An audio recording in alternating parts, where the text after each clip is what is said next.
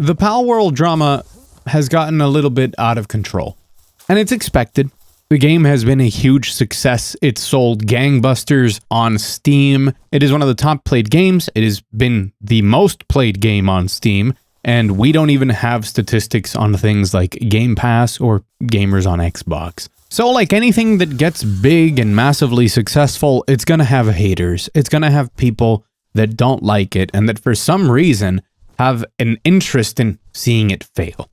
And we've seen that with the amount of people who have showed up to say that the game is plagiarizing Pokemon, that the game is generated by AI, that this is a bad company, and that we're putting money directly into the pockets of AI grifters and asset flippers. And I find this all very fascinating when contrasted with the ideas of fake games, as I made a video on recently, where I have to clarify every single time that buying assets is not bad within itself. It's buying them and doing nothing to them, just buying them and throwing them in a game, specifically when you're talking about things like the actual gameplay systems, which are things that you can buy.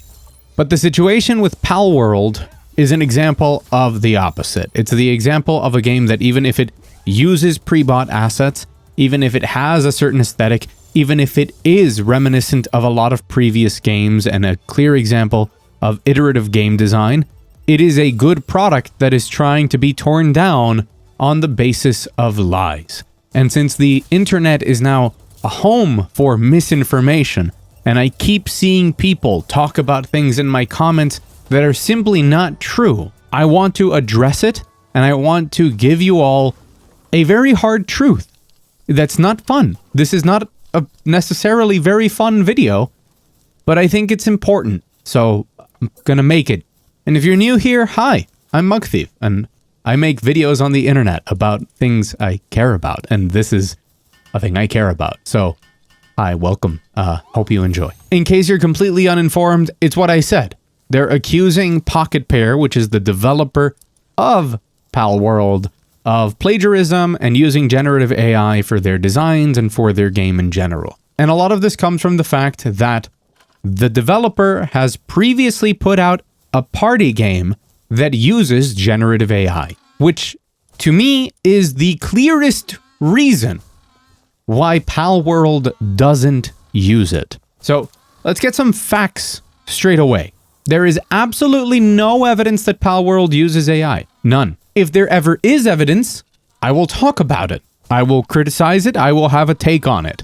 Secondly, by the way, I have no skin in this game. I do not care if Palworld succeeds or doesn't, especially because I'm never going to influence that. The game is already a success.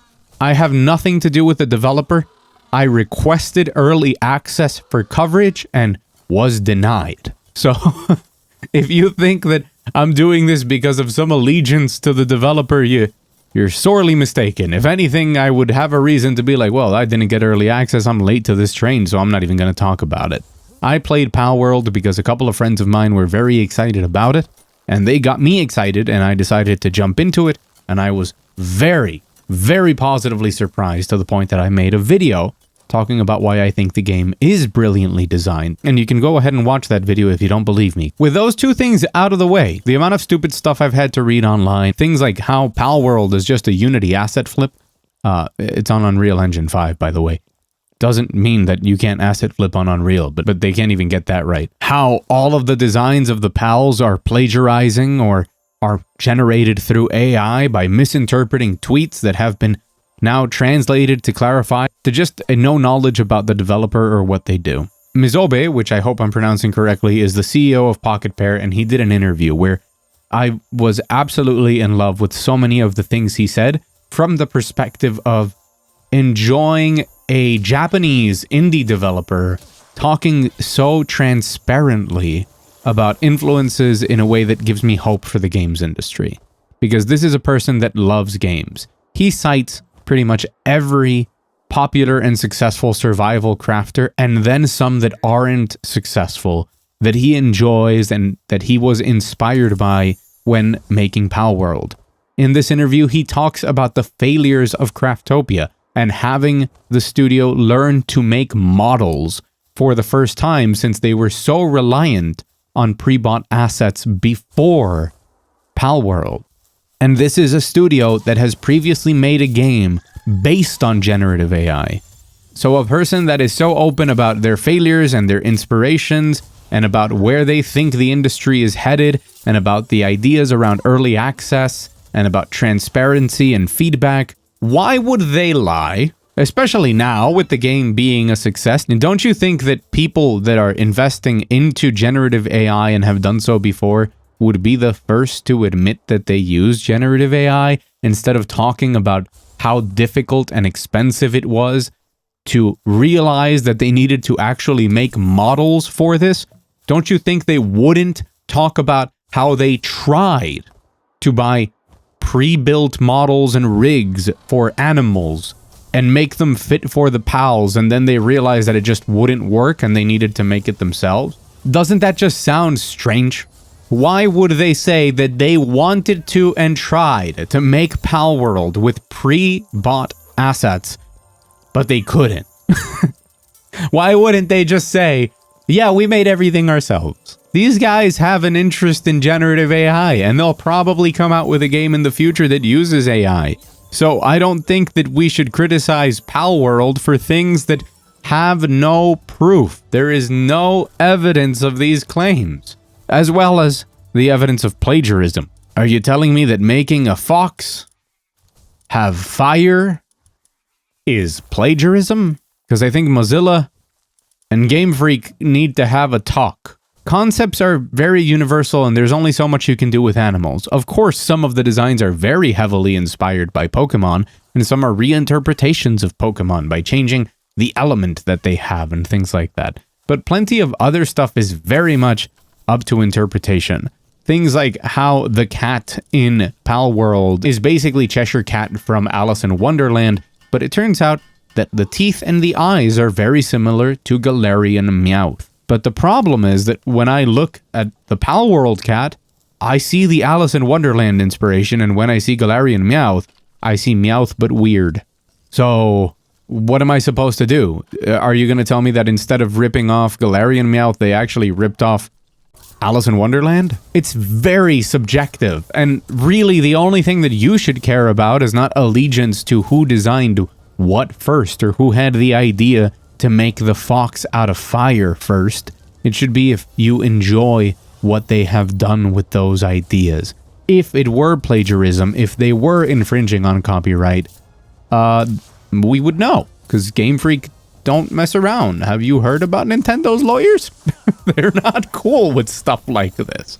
So obviously, they are aware of Palworld, and they have no legal ground to stand on because they would have done something about it. Not only that, but let's imagine that they did use AI to design these Pokemon, that they did feed an AI all of the different monsters from all the monster creation games, and then had that spit out thousands of different designs, and then they chose from all of those designs and had to model them and tweak them and make artistic decisions when modeling them before putting them into the game and animating them and giving them attacks and making them smile and cry and be sad and go to sleep. Excuse me, what?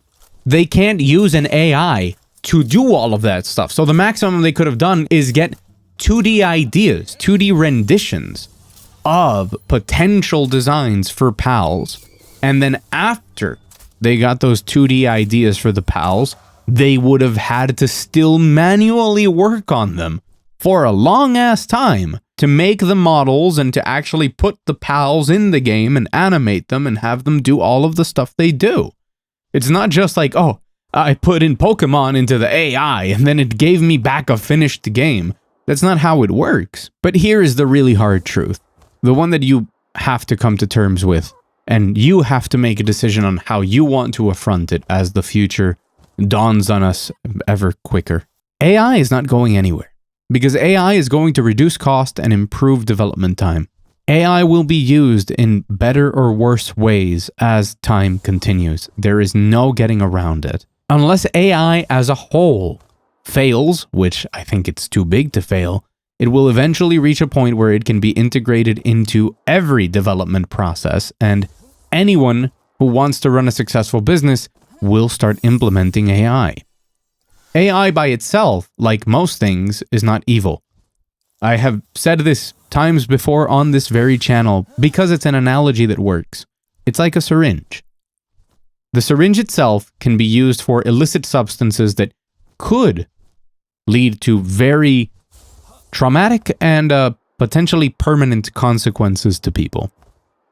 But you can also use it in a hospital and save lives. And that's how they are used every day in both of those ways. It's not the syringe's fault. The syringe doesn't save lives, and the syringe doesn't lead to those terrible consequences. It's the people who use the syringes and the people who choose to fill it with different things. The syringe is a tool. So is AI. You can use it for nefarious things. You can use it to grift, to steal, to do copyright infringement on the line of what copyright infringement could be. But you can also use it to save costs and make workers' lives easier and not do the boring stuff that you don't want to do so that you can focus on the cool stuff that you love doing. It won't always be used that way. And you will have to come to terms on which uses of AI and what transparency of AI you want in the products you consume. And no, I'm not just talking about games, I'm talking about everything. The movies, the music, the living that you experience is going to contain AI. It might not be happening today, but we're going to see it more and more as time goes on. And I'd prefer for you to be aware of that and be prepared for how you're going to deal with it in the future, and then just do like I frequently do on this channel and become old man yelling at clouds, saying like, oh no, everything is AI now. Well, yeah, no shit, that's how the world works.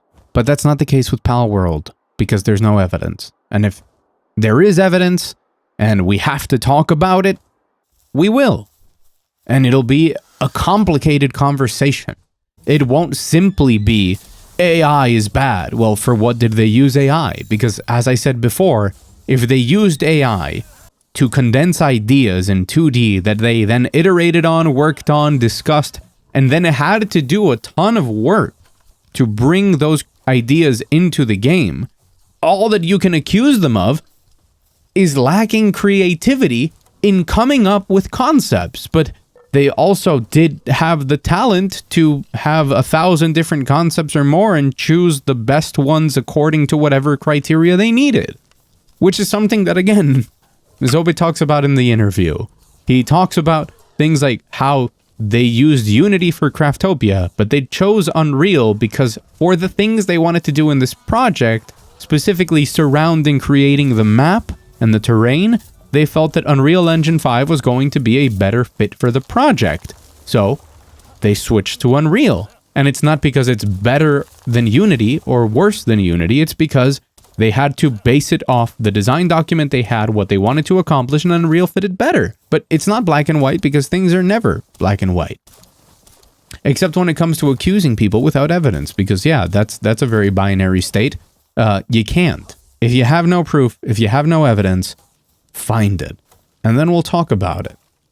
But don't lie on the internet. Don't you know what people do when you lie on the internet? They see things that align with their views and they don't fact check. They'll just take it as truth and start yelling it everywhere to find other people that want to believe in that truth that has no evidence. I know that it's the unfortunate reality of the world I live in.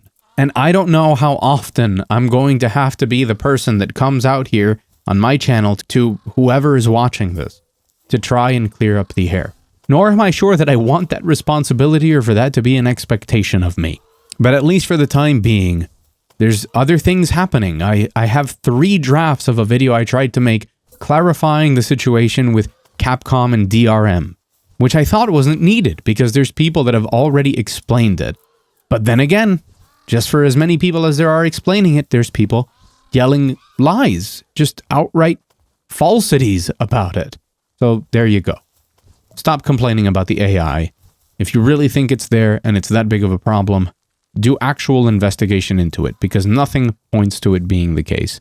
I've been Mug Thief, and if you want more of this, normally the content is like much cheerier and happier, and it's about me talking about games I really like, or talking about game design, subscribe. But also you might get one of these from time to time. Depends on how much people decide to lie.